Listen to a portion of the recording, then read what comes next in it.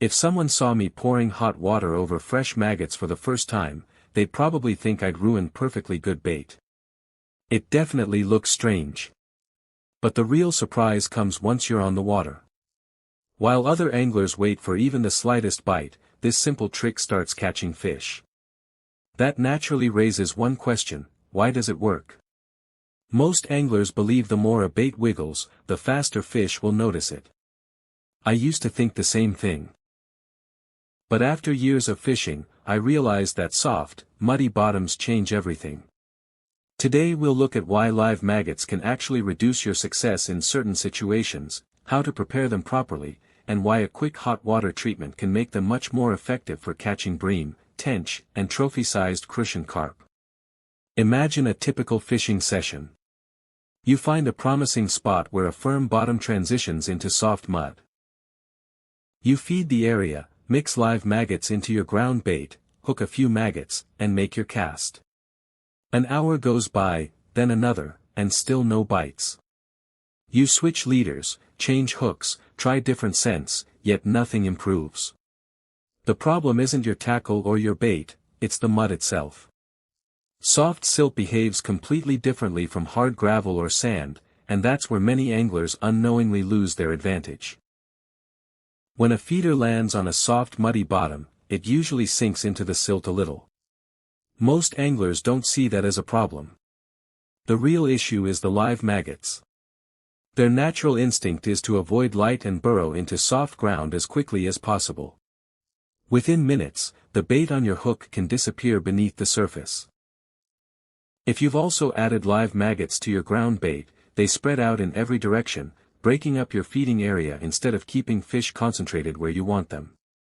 Yes, bream can dig through the bottom to find food, but large fish almost always choose the easiest meal available.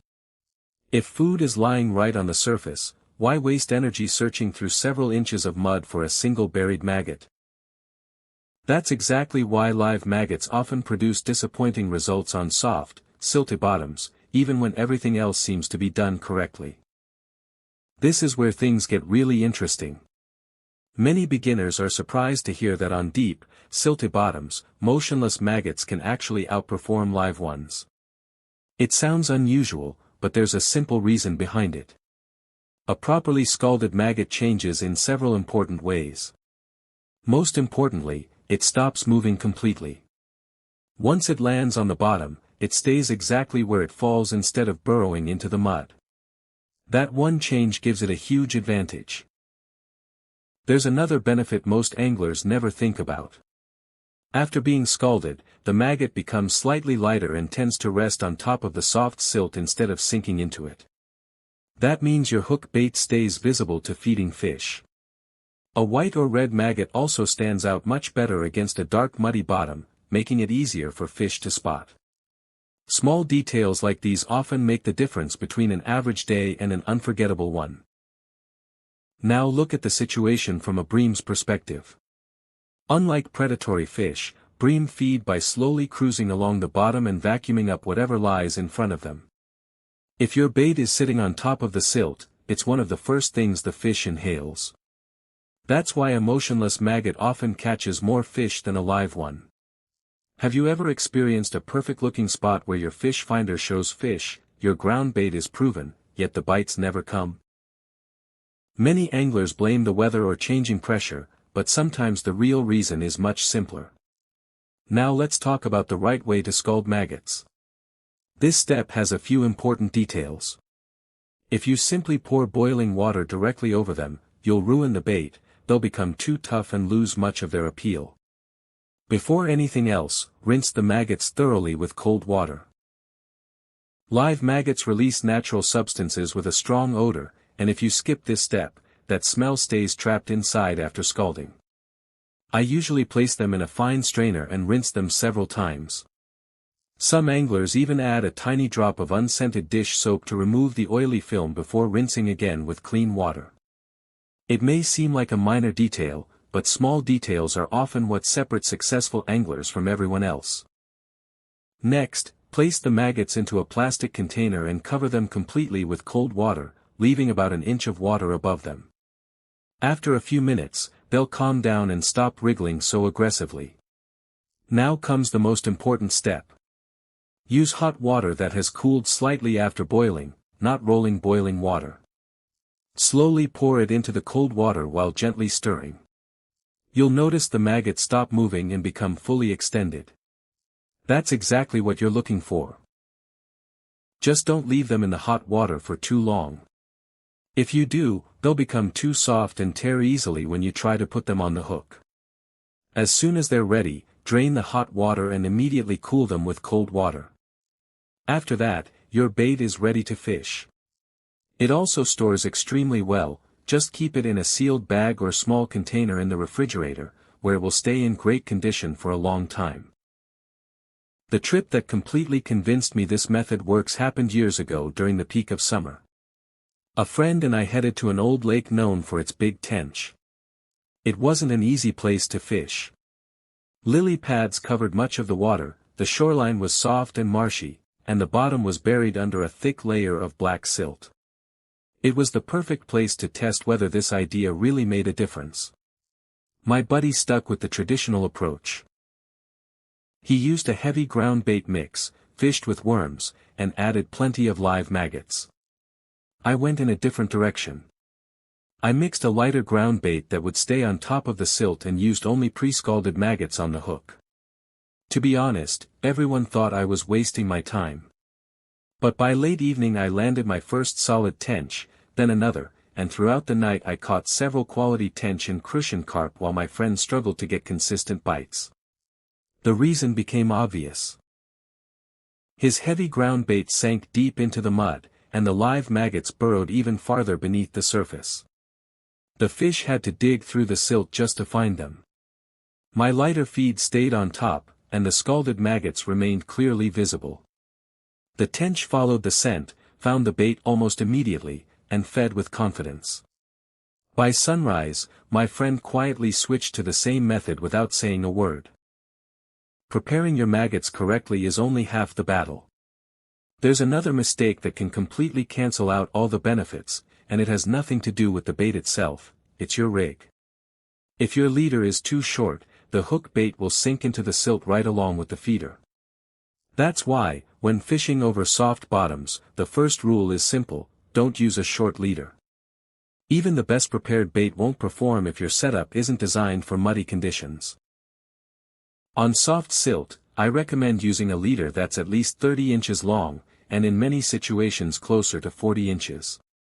While the feeder sinks into the mud, the longer leader falls much more slowly, allowing the bait to settle gently on top of the silt instead of disappearing beneath it. Hook choice matters just as much. Many anglers use heavy, thick wire hooks because they seem stronger, but on muddy bottoms they act like an anchor, pulling the lightweight scalded maggot down into the silt. A light, thin wire hook keeps the bait where fish can actually see it. I'd rather carefully land a big fish on a fine hook than spend an entire day waiting for bites that never come. There's one more trick that most anglers never think about. You can actually control how buoyant your scalded maggots become. If you want the bait to sink faster and stay put in current, soak the maggots in water for about 15 to 20 minutes before scalding them. They'll release some of the air inside their bodies, making them slightly heavier after the hot water treatment. It's a simple adjustment, but sometimes it's exactly what turns a slow day into a productive one. On the other hand, if you're fishing over extremely deep, soft silt, you can make the bait hover just above the bottom. Instead of covering the maggots completely with water before scalding, add only a small amount to dampen the bottom of the container. The maggots remain active and trap more air inside their bodies. After the hot water treatment, that air stays sealed inside, making the bait much more buoyant. In the right conditions, this little-known trick can be a real game changer. As a result, the scalded maggot doesn't disappear into the mud, it stays suspended just above the bottom, where feeding fish can easily spot it. For bream, it's often the first bait they pick up. It's amazing how such a small adjustment can completely change the outcome of a fishing trip. Over the years, I've learned that success isn't about owning the most expensive gear or buying the fanciest ground bait.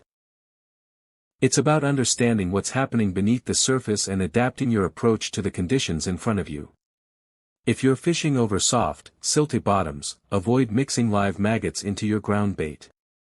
Instead, use properly scalded maggots that stay visible instead of burrowing into the mud. Follow the preparation process carefully, start with cold water, slowly add hot water, then cool them immediately. Combine that with a light, thin wire hook and a long leader, and your bait will stay right where fish can find it.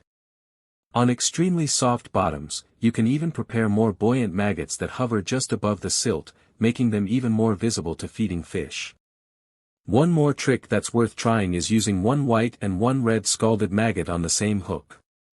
Against a dark muddy bottom, the contrasting colors stand out much better and often attract attention faster. It may seem like a tiny detail, but successful fishing is usually built on small advantages that add up over the course of the day. Don't judge the method after your first cast. Sometimes changing just one small part of your presentation is all it takes to turn a slow session into a productive one. Give these ideas a try on your next fishing trip and let me know how they work for you. I'd also love to hear about the most unusual bait you've ever used when fish refused everything else. Your experience might help another angler discover something new.